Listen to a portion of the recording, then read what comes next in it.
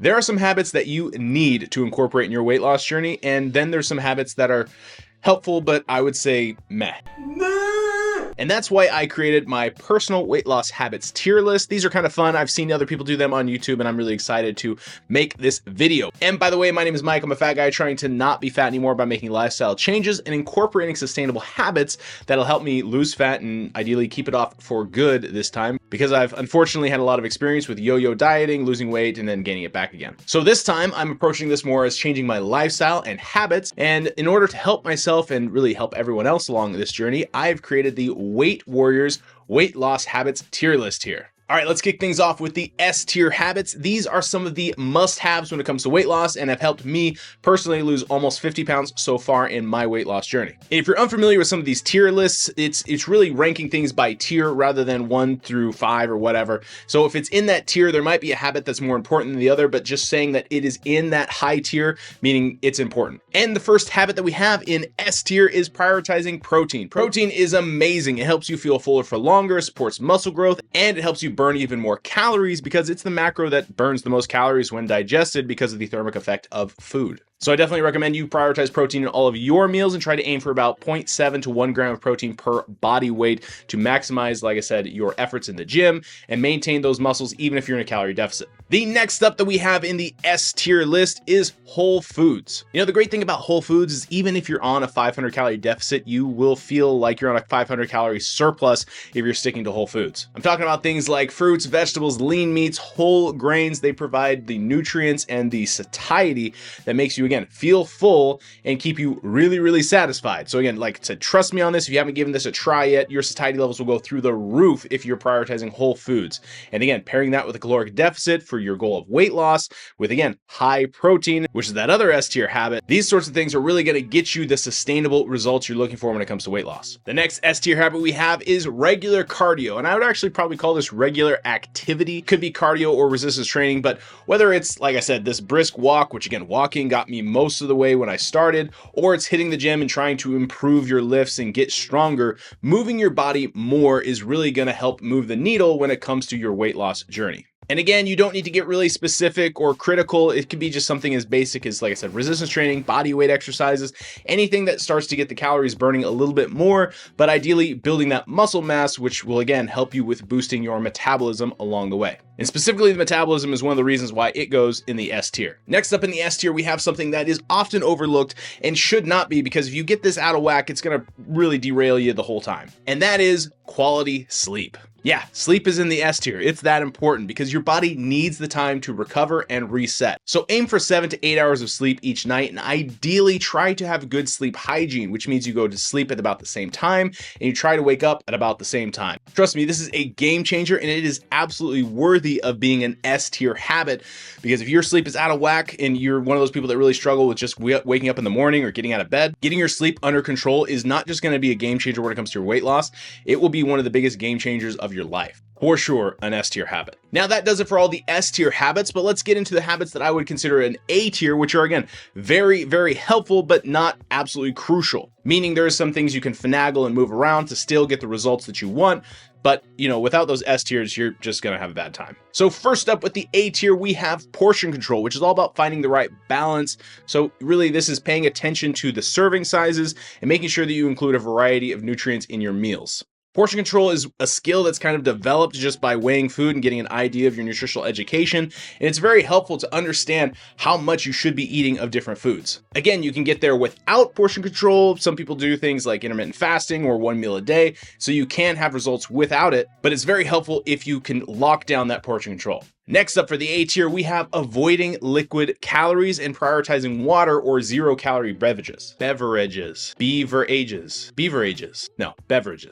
What a weird word. All right, trust me, drinking your calories can easily delete a 500 calorie deficit, which is not cool. It's important to be mindful of what we're eating and, of course, what we're drinking, because it's surprising how many calories could actually be in liquid form. So upping your nutritional knowledge and not drinking calories is a great habit and definitely worthy of the A tier. Next up for the A tier, we have meal prep or meal planning, which is Meal prep is somewhat of an advanced tool or advanced skill that you develop. Not everybody's a cook, and I don't expect that for everyone who's watching this, but if you can figure out your meals in advance a little bit and choose healthier options and make sure that those healthy options are readily available in your fridge, this habit is definitely worth A tier. Now, of course, you can do things other ways. You can even just hire a meal prep company, or if you're loaded, you could hire a chef. That'd be pretty cool. Where's the lamb sauce? But for most people, I think this is an A tier habit to figure out meal planning and meal preparation because it makes it so much easier to actually stay on track when you can control your food. Next up for the A tier, we had one that I was struggling really between even S to B tier, which is this one's managing stress. So for different people, this is going to rank differently, I would say. For me, I kind of put it in the A tier because stress can impact your weight loss journey. So it's really good to find activities that help you relax and unwind. And this could be, again, prayer, meditation, deep breathing, or a hobby that you enjoy. But if you are more stressed, your body is going to hold fat more. This is scientifically proven. It has to do with this hormone in your body called cortisol. There's a whole video about this that you could check out, but essentially you want to de-stress as much as possible so your body will release the fat. But it's one of those paradoxes where if you focus on de-stressing, it's really hard to de-stress. So this one is the last of the A tier, which is why I kind of put it there. But moving on to the B tier, let's explore some of these, I would call them nice to have habits. They definitely help your progress, but we're starting to get outside of the 80-20 that we talk about. The first one might be a bit of a shock, but it's food journaling or using things like MyFitnessPal or Chronometer. Now, this is great to have and definitely a skill that helps with your nutritional education and your awareness and being held accountable,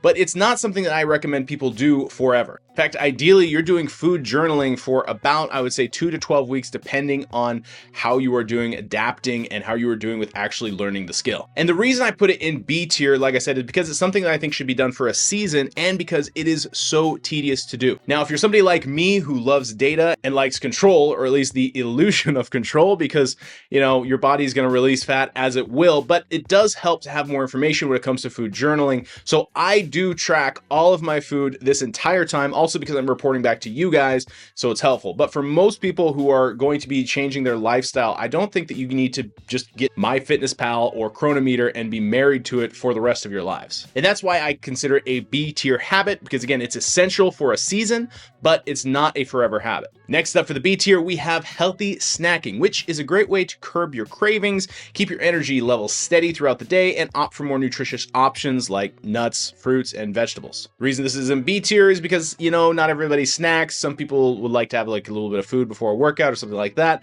But this one is very flexible depending on where you're at in your journey and what your just personal preferences are. Now, usually with these tier lists, they get into like F tier, or at least they get into like C and D tier and Fs. Like sometimes they can go quite a ways. But to me, there aren't really that many bad weight loss habits as long as they help you support your goals and, more importantly, can help you achieve your goals sustainably. But I will say, one really bad weight loss habit is not liking and subscribing to the Weight Warriors channel. Jokes aside, let me know what your top tier number one habit is down below in the comments. I would definitely love to know if I missed something in my habits tier list that you have in yours. Now, these are just some of the habits that's worked for me so far.